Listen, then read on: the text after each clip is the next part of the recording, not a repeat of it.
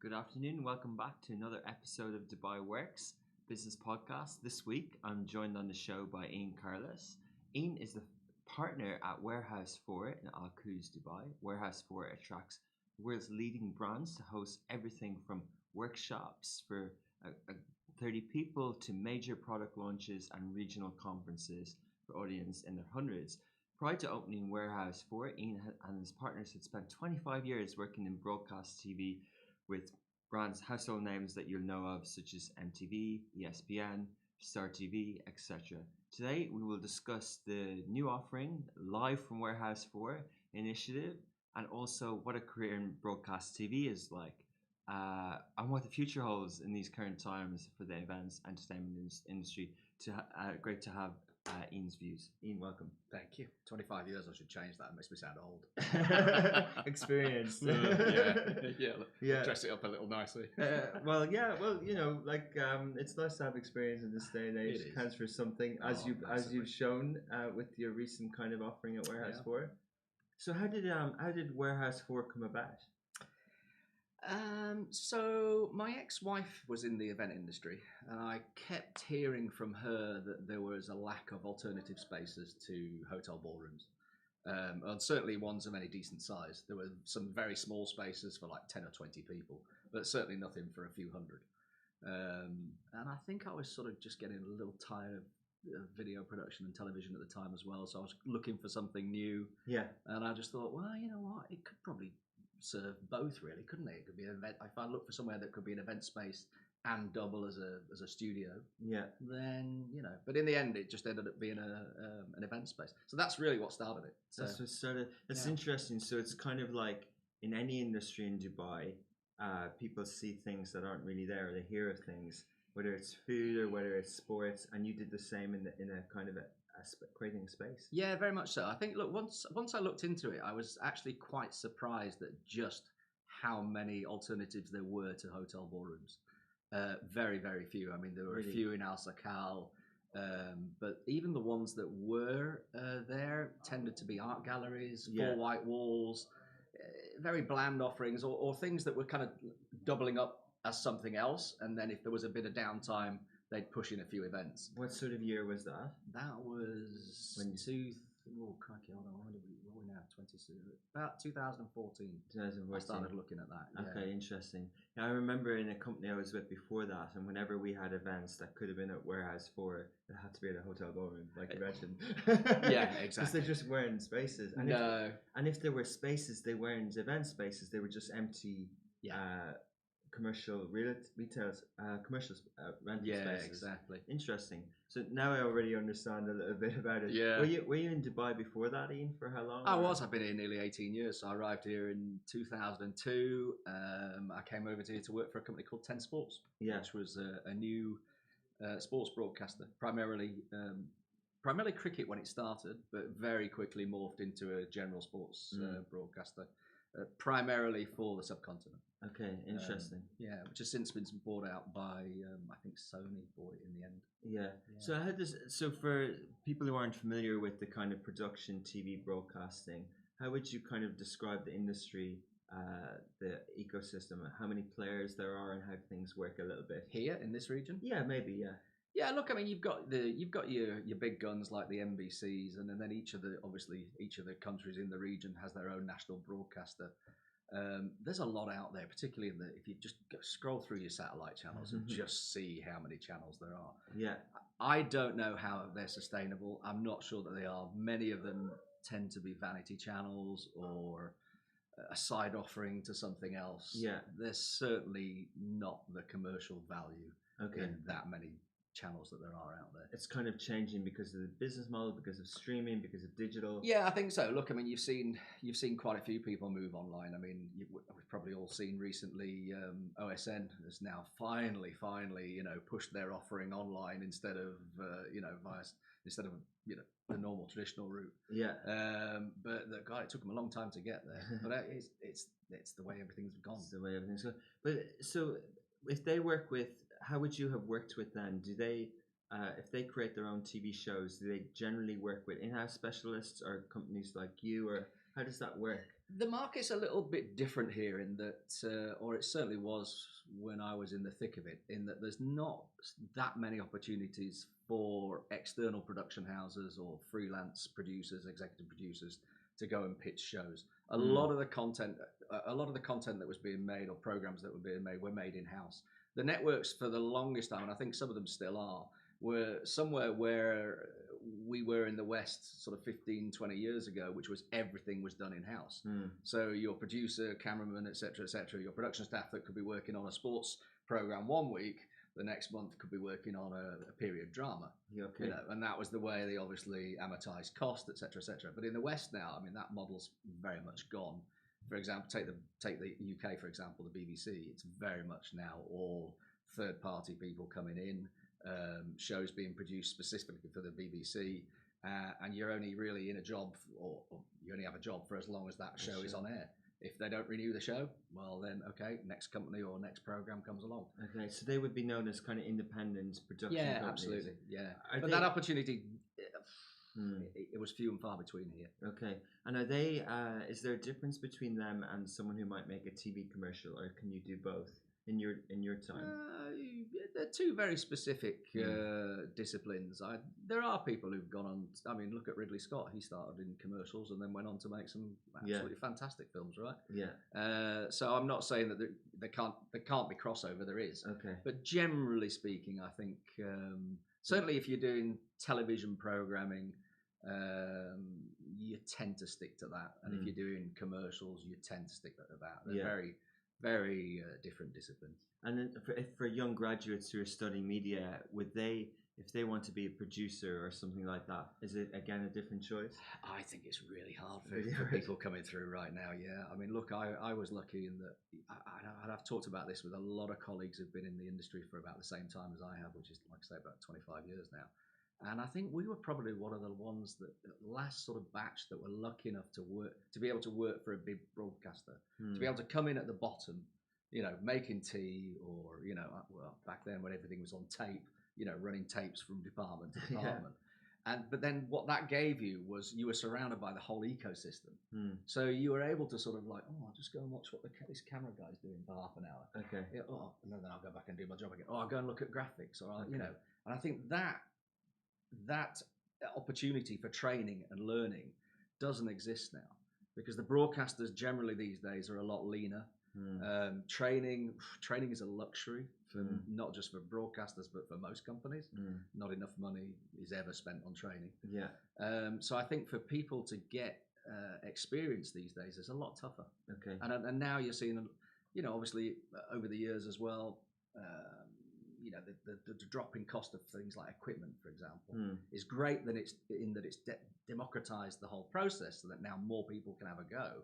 I mean, if you can imagine, when I started, a camera was something like $42,000, and that was without a lens. Oh, wow. So you were very much going, oh, do I buy a camera or buy a house? Wow. And now you can get a camera for a few $1,000s, right? Broadcast quality. Yeah. So that's helped tremendously. But I think what you're missing with that now is the opportunity to learn. Okay, interesting. Yeah. So just talking a little bit more about some of the brands that we mentioned. So ESPN and you mentioned cricket and sports. Is there a difference between doing a sports show, whether live or and a series show, or how did you do both? I've not done much scripted drama. No, most of my experience has been in music and television, music and sport. So yeah, I mean, there's a big difference. I mean, look, the tools are pretty much the same, but obviously how you use them and the discipline is very different. Okay. You know, live sport, by its definition, you know, you have to get everything right on the day, and if you don't, whoops, okay, I'll learn from that, and then we'll make sure we don't make any mistakes the next time around. I think with drama, you've obviously got the chance to do it over and over again. Okay. So there's that sort of flexibility with it. To a certain degree, obviously, you can't spend all day on the same take, can you? Because you've still got a budget to meet and deadlines to meet.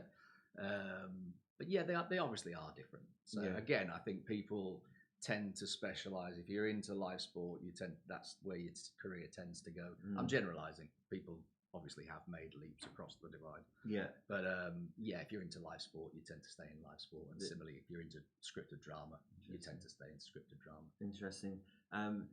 We play around a little bit with news, and I always feel that the closest thing to news might, because it's live in real time, you know, and when we come in the morning, we're thinking about the news, then that's closer to live sports. Whereas for us personally, the creativity and the time needed to make a series or a show is almost a different headspace and a different sort of.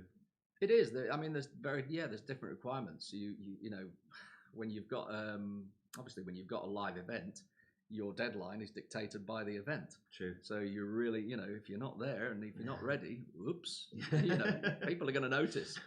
Whereas I think there is a little bit more flexibility. Well, there is more flexibility with scripted programming. Yeah. You know, if you're not ready, yes, okay, you don't ever want to have to change a shoot schedule or anything. But if it's a case of, you know, shooting something that's actually you're not going to be able to use for whatever reason versus, you know, moving the dates, then clearly you're going to move the dates.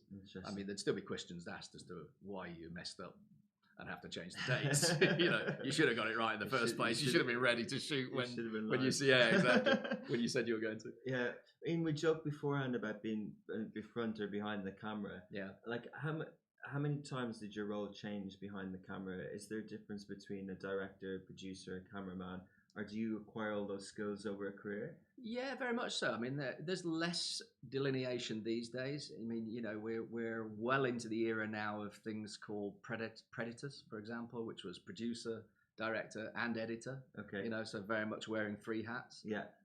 When I started, no, it was very much you had a producer, you had a director, you had an editor. Okay. I mean, you know, the director or the producer would sit in on the edit. You wouldn't just leave it to the editor. But okay. But now those lines have become blurred a lot, which again is good in some instances. It's like jack of all trades, master of none. Okay, interesting. You know, I've got friends of mine who are purely just cinematographers. That's all they do: DOPs, director of photography, camera, lighting, camera, and they're damn good at it. They're good at it. Yeah, because they've had, you know, by now they've had a similar amount of experience to me. Yeah, and when you can just focus on one thing, of course, along the way you pick up other skills as well. Yeah, but now, the roles have merged a lot. And what about technology? At that time, were you becoming an expert in the cameras and the equipment that you need? Are you going to conferences to buy them? Look, you learn. When I started, I was very lucky. I knew what I wanted to do since the age of 12, and then very early in my career, I knew I wanted to start off as a video editor, which is what I did. And my logic for that was, if I'm sat in front of a screen, I can see in front of me without even leaving the room who's a good soundman, who's a good cameraman, who's a good lighting, director, who are good actors, who's good hosts, for example. I can see all that in front of me. Yeah. I knew I wasn't probably going to sit in the editor's chair forever. I knew I would eventually one day swap to the producer's chair or the director's chair. So I just thought that's a great starting point to learn from. Okay. And it's largely paid off. Interesting. Yeah. What's the proudest thing that you've worked on? What do you think was the best product or the best TV? Oh, God, that's a good one. Do you know what? I wouldn't nail it down to a specific program. I think the most exciting things I've worked on, I've been part of 4 startups now, network startups. And I think those are the really exciting ones to work on. I like the chaos at the beginning and that you have to forge everything. I mean, you've done it with this business. You've built it up from nothing. I love that. There are people who don't like that. There are people who like walking into established structures where everything works and they know exactly where they fit in the wheel. I like getting in at the beginning. I think I was employee number 6 for 10 Sports. Yeah. So, you know, when I arrived, when I first came for the interview, they hadn't put the roof on the building. It didn't put you off. Yeah, then when I came back, thankfully the roof was on the building. So, yeah, I wouldn't necessarily say it was one specific program. I would say it was just being part of those startups. Interesting. Like setting up MTV in the Philippines, that was a great experience. Wow. 10 Sports here. And I was also part of Star TV way back in the early 90s, at the very beginning. Interesting. And what do you think makes a good TV show? Is it obviously a combination of things, but do you think there's a process, or is there a bit of creativity and magic? And that's a really broad question. I think a bit of everything. You have to have obviously experience, creativity, good technical people. It all comes together. I used to joke, well, I still do, not joke, that's probably the one word. I still sort of marvel sometimes at our industry contrasted with, say, the event industry. Lots of moving parts in all industries. What I've noticed I've only been involved in events for 3 or 4 years, but what I have noticed is that in the production industry, all those moving parts seem to know they do know where they should be at any given time, and they know what they're doing. In the event industry, it's like herding cats. It just seems to be a lot more of a disparate rabble that you're trying to get together to be in the right place at the right time. And it's like, you're doing that? No, you're doing it. Really? It's right. You haven't worked this out already? And that's the big difference that I've noticed there, But just on the TV production side, do you look at, say, the UK TV channels or channels here in the US, and do you kind of see a show and say, wow, the thing that has made that good is the cinematographer, the production, or the casting director, or are you picking out things like that? I'm not very critical when I watch television. No, I can quite easily switch off and just be the viewer at home and enjoy it and get swept along with whatever it is I'm watching, whether it's live sport, a music or a drama. Okay. Obviously there's times when there's obviously times when you look at something like you see a super long tracking shot and you just go, right, and you have a think and you go, how did he do that? Those are the moments that you sort of, where I kind of go, okay. Or maybe there's something particular in the way that a scene has been lit or something like that. Or if I'm watching live sport and you do sort of go, oh God, there's a lot of cameras across this. Yeah. Or conversely, oh, they didn't put much effort into this one, did they? It's just one camera going like this.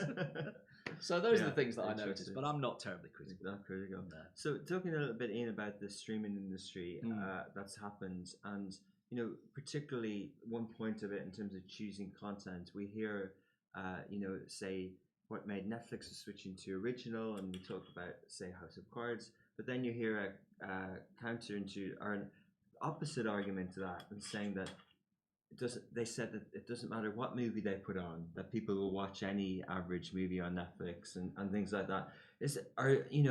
Another way of asking it, Apple TV, they hired the guy from HBO, Richard Shepard, to choose all their shows. Do you think that these people, and is this a crucial talent role in streaming now to make the shows, to choose the right things? Yes, definitely. Look at what's the one that just died recently? Where they were making 6-minute programs. Oh, Quibi, Quick Bites, yeah. Look at the talent that was behind that. I think, wasn't it a Disney? Somebody, wasn't it? Yeah, Jeffrey Katzenberg and Meg Whitman, So you look at that on paper, as a lot of investors did, and would have thought, this has got a good chance. Look where that ended up. Even with the best talent. I'd say the other side of that is, though, at the moment, is that I think marketing has become nearly as important as the actual shows themselves. You can have the best show in the world if nobody knows it's out there and they can watch it. Put through the noise. And as you know, in your business, there is so much noise. Is that a concept? Absolutely. So trying to be, trying to get on top of that. Week in, week out. Is tough. And just before we move back to the event space, last question around streaming. How do you see the sports streaming industry playing out? Do you think, especially in the current age that we're in, that there's not as many sports on, but do you think that we will all be subscribed to choices of sports channels, or is there going to be how do you see that happening, live and streaming together? That's a really interesting one. Certainly the live sport in the streaming arena. I know Facebook have ventured into that recently. A very good friend of mine is currently head of sports acquisitions for Facebook. Okay. So listening to some of the conversations he has around where Facebook is wanting to go in that direction. Interesting. Is interesting. I think it's inevitable. I think what streaming has allowed you to do is it's allowed certainly the smaller sports to be more visible. Like if you, let's pick something for example. If you're a fan of Barnsley Football Club, they're never going to get any primetime television. Are they your club? No, they're not. No. I'm just trying to think of some really obscure random northern town. So Barnsley, who won't get much coverage. Yeah, a good friend of mine is a Barnsley supporter. Yeah. Maybe Manchester United fit that bill at the moment. Yeah, but I mean, but then you look at the bigger clubs, and the reason I didn't pick the bigger clubs is because you look at, so a lot of the bigger clubs have had their own channels for a long time. So that avenue, because of money, that avenue has been open to them. But I think now, going back to what I said earlier about just the cost of getting into the business now in terms of all this, the lights, camera, and etc., makes it really accessible. So the smaller sports federations, clubs, etc., can now have a setup like you've got here, and there is an opportunity for them to reach their audience. If you're a lifelong Barnsley supporter, you actually don't mind if it's just one camera panning left and right, because you're watching your team. That's true. Yeah. Yeah. So you're prepared to sort of live with that sort of lesser production quality because you're able to see your team, whereas previously you weren't, unless you actually went to the game. So I think that opens up a lot of opportunities for the smaller sports. And obviously, if you're a big player, then you can really jump in and capitalise on that as well. Yeah, you're so right. I was watching in Blackburn Rovers recently. Yeah. They're my football club. Yeah. And I subscribe to iFollow. I only pay for that stream. Yeah. But this particular game, usually they have two fans commentating, and I like it because they only talk about the Blackburn players. Yeah. They don't know the Swansea players. But for this particular game at the weekend, there was no fake noise and there was no commentators. So I was watching. I did a quick video of it because it was so bad, surreal. Yeah, it was like not only could you hear the fans, but there was no commentary. Yeah. But I still paid. But you still watch exactly. So point proved. Yeah, so they've now got revenue, whereas they wouldn't have otherwise. They wouldn't have it otherwise. Yeah, interesting. So what do you make of? Tell us a little bit more about the current offering at Warehouse 4 and how you've come up with this sort of wide. Well, we did what I think a lot of other people have done because of the whole situation with COVID. And I hate using the word, but I don't know of another one. I can't think of another one. We had to pivot. Yeah, I know. Pivot. Yeah, exactly. Look, for me, it was quite an easy one. I mean, I'd stepped away from production about when we started Warehouse 4. I think I was a little burnt out at the time. And anyway, I stepped away for it to focus on Warehouse 4. Obviously, with no events happening, we've had 9 months of the venue, by and large, sat there empty. So, luckily for me, a few of my old clients from before started calling up and saying, "Can you do some live streams for us?" So I did, and then you're just thinking, "Hold on a minute, I'm sat with a fantastic venue here. I've got a cupboard full of equipment as well that's already there from when we had before." It was just kind of like, okay, well that's easy then. Let's just do more live streaming. Yeah. So that's really how that came about. Yeah, and the offering that you do, so for people who've been on a Zoom conference or a Hopin conference in the last few months, I think everyone's been on a few. I was just on, I think there's one happening today. I just signed up for Seamless. Like, there's just so many of them at the moment. Yeah, and most of them are horrendous. In what way? Just in the production. I mean, just, I think...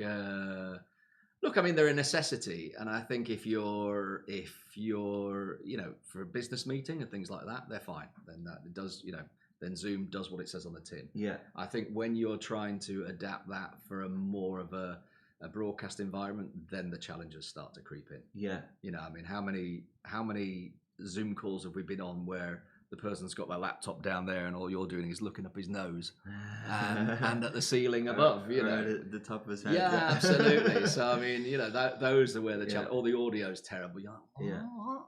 So this is interesting because I think people started that way and then they go, there has to be something better. And then maybe that's why they looked at people like you, because I think what I noticed then was there was a hybrid. Yes. The production was as good as a normal TV or a normal stage production, except the viewers were online. But the set, the cameras, the presenter is at the venue. Is this what you were doing? Yeah, look, I think this is where the benefit of experience comes in. If you've had a lot of experience, certainly in production before, you kind of know where your camera angles need to be. You know how your lighting needs to be. You know what equipment you need. You know your guy needs to be mic'd properly. Yeah. And not just rely on the laptop mic. So, and those are the real basics. And I think this goes back to what I was saying earlier. I think for a lot of people trying to get in the industry now, there's not an opportunity to learn the basics. It's very much, I'll go out, I'll buy the kit, and I'll just learn on the job. And I think that there's nothing wrong with that. Some people learn faster than others. Some people don't seem to learn at all. But I think it's a slower path. Okay. Than if you're able to watch somebody or ask them, how did you do that? Yeah. Oh, that's how you do it. Okay. Yeah. And like the things like the extra equipment, knowing how to get, say, a few hosts on a stage. Imagine if we were having this conversation now and it was live and we had a guest coming in, then you would know that we need different things than this. We need a talkback system. We need different things. Are they the things that people aren't thinking of right now? Yeah, depending on what they're trying to achieve. Yes, absolutely. Look, I think you can also get away with a lot. I think if you go back to covering the basics, if you do the basics very well, you can very easily lift up something that looks very below par to something that you look at it and go, oh, I don't have any questions about that. Yeah. Or I'm not suddenly going, oh my God, what did they do with that? Yeah. I think that's relatively easy to do if you get the basics right. And the people coming to you to do their live events at Warehouse 4 now, what's their knowledge of streaming? Do they really have to be handheld? Yeah, no. Well, I think their knowledge of streaming is Or live events. Yeah, certainly on the live event venue, it tends to be their knowledge of or their expectations of streaming tend to be just one camera at the back of the room and that's all you see. Yeah. It can be very different. Look, I think the thing with streaming is, and this is what we try and say to the clients is, would you watch this at home? And if the answer's no, then you need to go back and you're only as good as your content. Yeah. If you've got and there's lots of little ways that you can actually add to the process. Yeah. Ooh, phone's going. So let me just turn that off.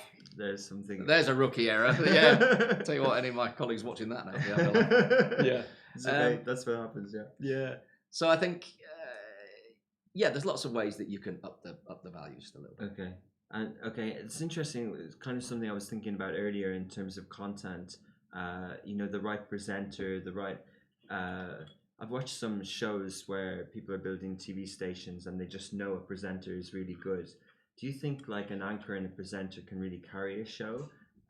Yeah, very much so. I mean, I did a lot of work with presenters when I was working for MTV, and I think I have another colleague who's here in Dubai with me, who used to be my EP at MTV, and both of us sort of laugh these days in that. I guess after a while you kind of. I can listen to someone for 30 seconds or a minute and know whether you've got something to work with or not. Okay. I don't need any more than that. Yeah. But yeah, very much so. I mean, they can. If you've got a bad presenter, then you're making life hard for yourself from the very beginning. What do you think makes a good presenter? Another very broad question. But it is. Oh crikey! I don't. Look, I was going to say confidence first up, and I will stick with that one. But then again, I've seen lots of confident people who are fantastic face to face without the camera, and as soon as you put them in front of a camera, they're like deer in the headlights. Yeah. So confidence is definitely in there, but it's not it's not the overriding thing. What else?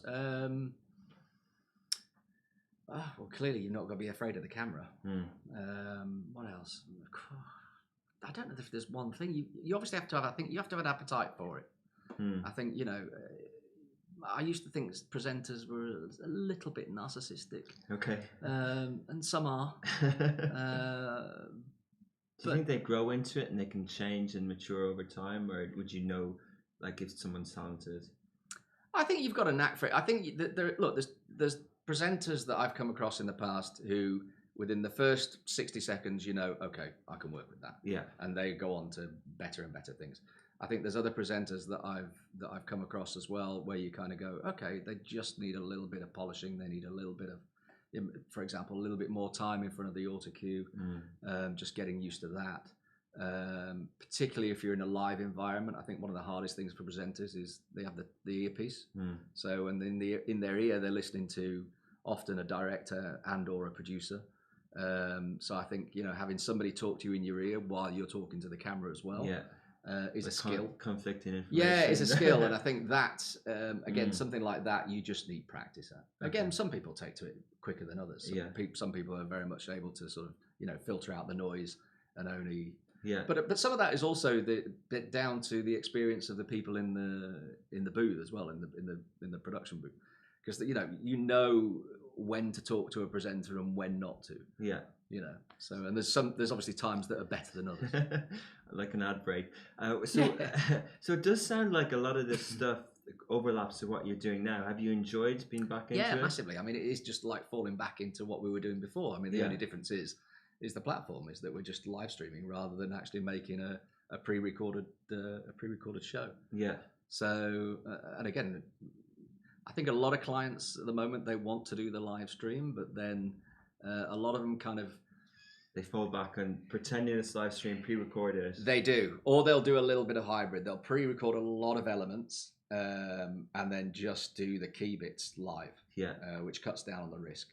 But there's nothing wrong with that. I mean, this goes back to what I was saying about content.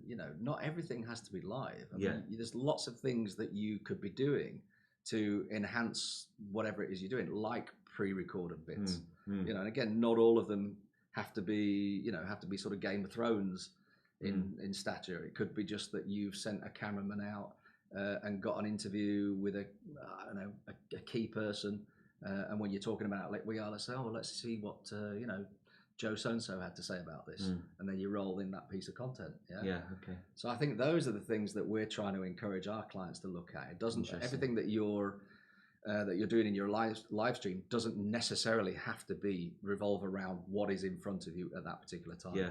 Look at what content you can create that will make that whole experience as engaging and entertaining for the person watching as possible. Interesting. So where do you go from here? Are you going to kind of double down on this space? Do you think it's got opportunity to grow, or will you go back to doing live events as well? I think. Or will you pivot back? Yeah. I think I think there's a short to medium term window for live streaming events. Certainly, I mean, for as long as the big events are not an option, and let's face it, rooms full of 800-900 people and concerts of thousands are still quite a long way away. Yeah. So I think as long as that scenario is in play, people still want to reach their audience, don't they? People still want to reach, so that they will gravitate towards live stream if that works for them. So I think the opportunity is there in the sort of short to medium term. I think also though, when we can go back to big events properly, then people will go back to big events. Yeah, I think people will. I think the one benefit is I think there'll be a lot more live streaming. I think what this has done is made people realize that live streaming is a nice add-on for a big event, and there's some people who are doing it already. I mean, some of the big music groups were doing it already, like Live Nation and absolutely. They all, but again, it was very much a sort of just one camera at the back of the room sort of thing. Yeah. And I think now what this has done is opened it up to the possibilities of what it could be. Instead of just a camera at the back of the room, you could roll in a 5-minute pre-recorded segment of the venue being built up. Yeah. An exclusive interview with the band. These are all things that you can only watch on the live stream that you're not going to get. That's true. Yeah, interesting. So you can actually program it, plan it, and absolutely improve that experience. And I think that's the strength that we have coming from the obviously the production side is like you say, is programming. It's putting together. It is a program at the end of the day. That's what you're putting together for someone is a program. And I think that's what we've got. That's what we've done for a long time. And are some of your clients, are they charging for the streams that they do at Warehouse 4? Is there any of that yet? No, not yet. I mean, that's not to say it won't, but so far, no. They're all doing it for free. So I think, at the moment, because, brands can't interact with their consumers in a live event scenario, they're looking for ways to, to engage. Absolutely. Yeah, absolutely. Yeah. And interesting. So where do you see a price point? Do you think there's a demand for that? And do you think in this region, there are startups and technology to kind of provide that you can partner with? Yeah, there are. I think The price thing is, I mean, everybody's very sensitive about price at the moment. I think you have to. I mean, I still struggle with it. You know, you kind of look at the briefs coming in, and you're going, oh, okay, I wonder what their budget is. You know, and we've had instances, for example, where they've been reluctant to give us a budget, and then when we submitted a quote and what we want to do, they kind of come back and say, oh, well, we actually only have half of that. And the frustrating part of that is, well, if you told me that in the beginning, I would have just devised something that accommodates your budget. Yeah. So I mean, that's interesting. So you know the resources and equipment and time costs, but they haven't really done this before. So they've there's a lot of inexperience. Yeah, interesting. And I think they're reluctant to. I mean, I don't know. Maybe it's historically just reluctant to say what they've got to spend. Because, I mean, let's face it, if I know you've got $100,000, I'll spend $100,000. I won't come back to you and go, I've done this fantastic show for you. It's only going to cost you 50.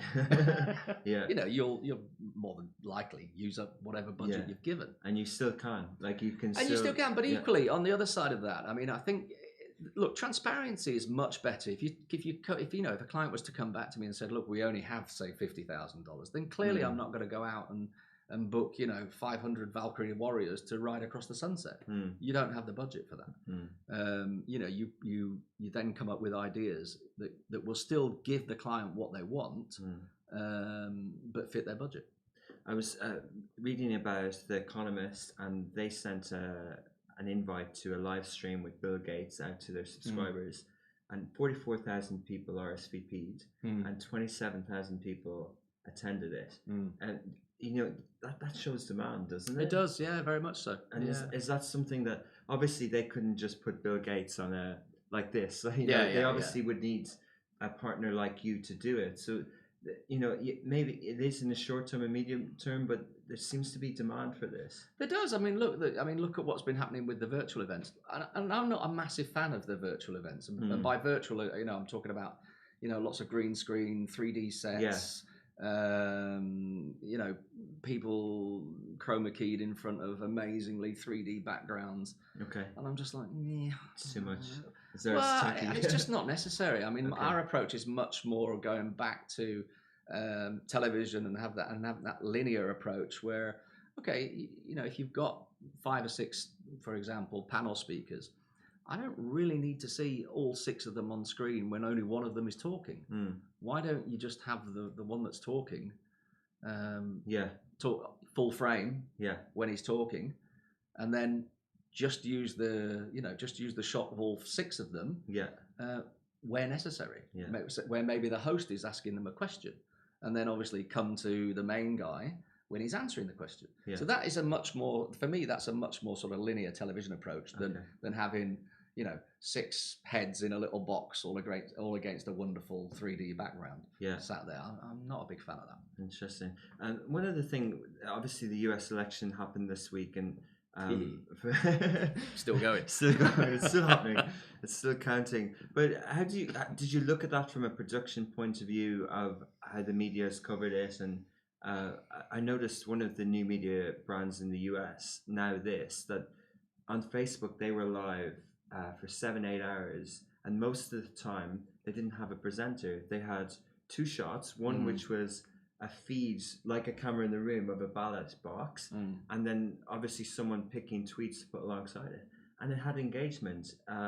So it's fascinating how things change. It is. Look, I think at the end of the day, you're only as good as your content, right? I mean, you look at your audience and what they want, and there's many different ways to skin a cat, isn't there? True. So it doesn't always have to be, the whole Oscars production, does it? It can be something as simple as what you've just described. I didn't see that, so I'm not familiar with that.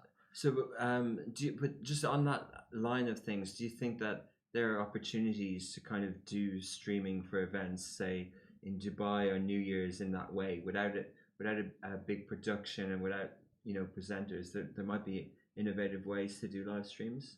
Yeah, I think so. Maybe. No. I mean, there are again, but I think it comes down to who you're aiming at, and then what are you going to offer them? Because whatever you're going to offer them needs to be entertaining, doesn't it? I mean, again, go back to the same question I said at the beginning: would you watch it? Okay.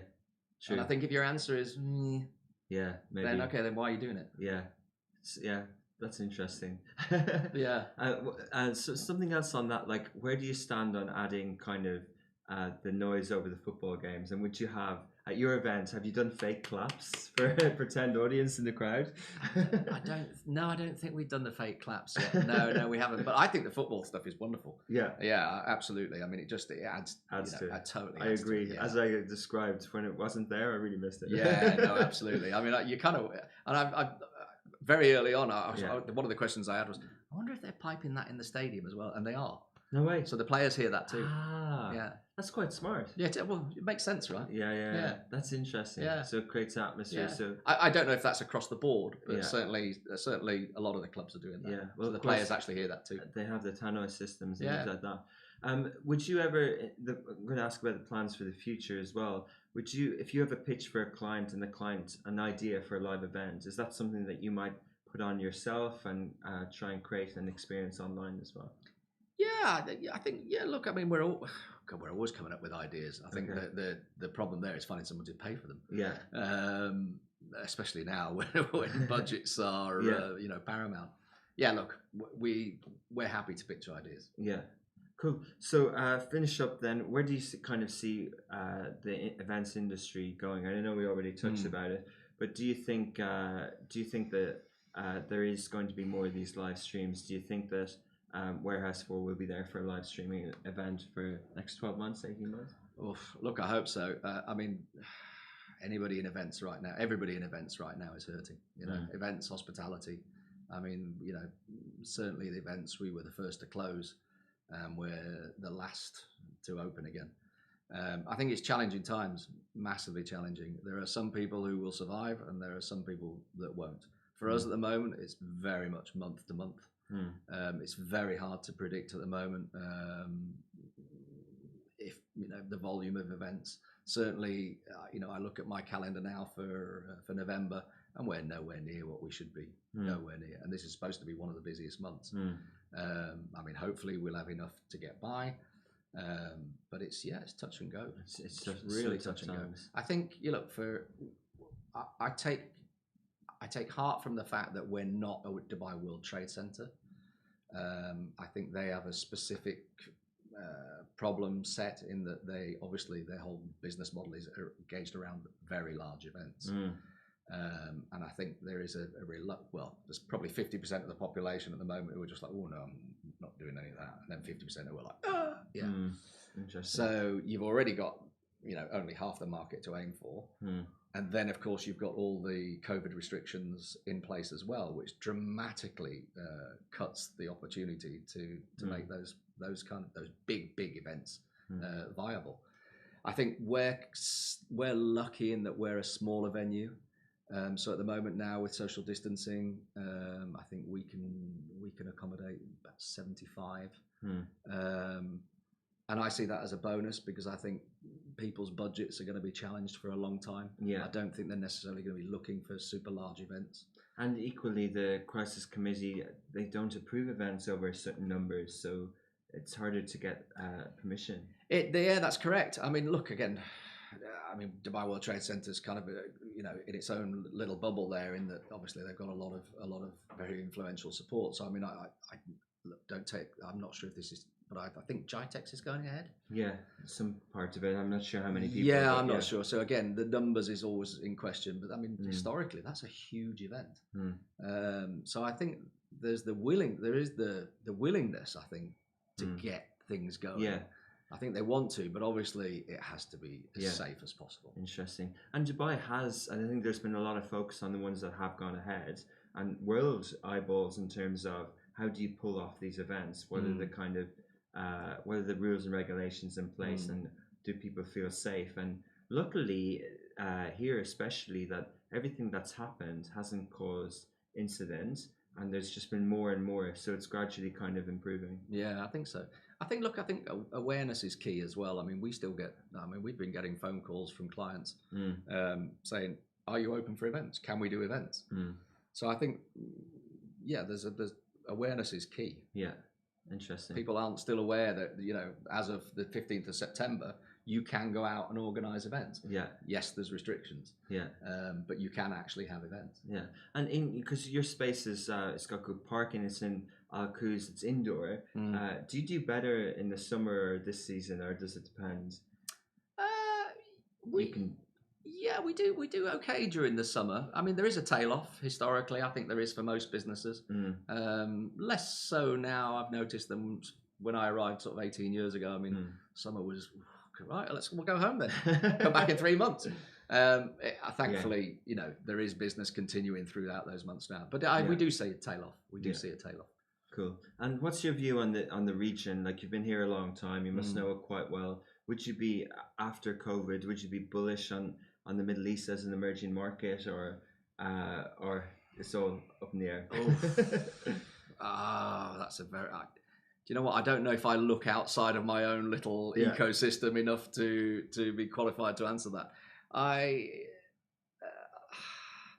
Look, you've got to applaud Dubai's optimism and the way that they're trying to push both tourism, obviously now, and trying to keep the businesses going. I mean, you look at the UK, for example, this week, and they're just heading into another lockdown. I mean, touch wood, we're not heading that way here. So again, I think we're back to them wanting to do all the right things. But it's a horrible position to be in, isn't it? How do you balance, health and economy? I mean, how do you make the choice? You wouldn't want. I wouldn't want to be in that. I mean, you do or be damned. If you don't do enough one way, you get hammered. If you don't do enough another way, you're going to get hammered. That's true. But I think I would say they've done a good job here. They've done a good job to date. Yeah, we all seem happy enough. I mean, look, it's far from rosy. Yeah, I think that's everybody's aware of that. These are extremely tough times. The number of I think the cut through in the economy from the effects of COVID this time is far, far, far deeper than it was, say, 2008 and 2009. Really? Do you think so? Oh, massively. I mean, 2008 and 2009 got rid of a lot of the sort of riffraff, fly-by-nights. But this time around, you're seeing some long-established players just crumbling, either not being able to continue or not wanting to, or both, just looking at just weighing it up and going, yeah, you know what, it's time to go home. Yeah. And thanks for being transparent, and commending you for pivoting and for keeping these going. And it's great to have, they talk a lot in the industry at the moment about experience, because a lot of young people get chances over experienced people. I was going to use a different word, but it's great. It's great for people to hear of where experience in the future you can lean back on. So well done. Yeah, very fortunate. I'm not complaining at all. It's it's keeping the food on the table. Cool. And I have a few things to pick your brain on as well. Great. Because so we'll take that off air. Thanks very much for coming on, Ian. You're welcome. Thanks a lot.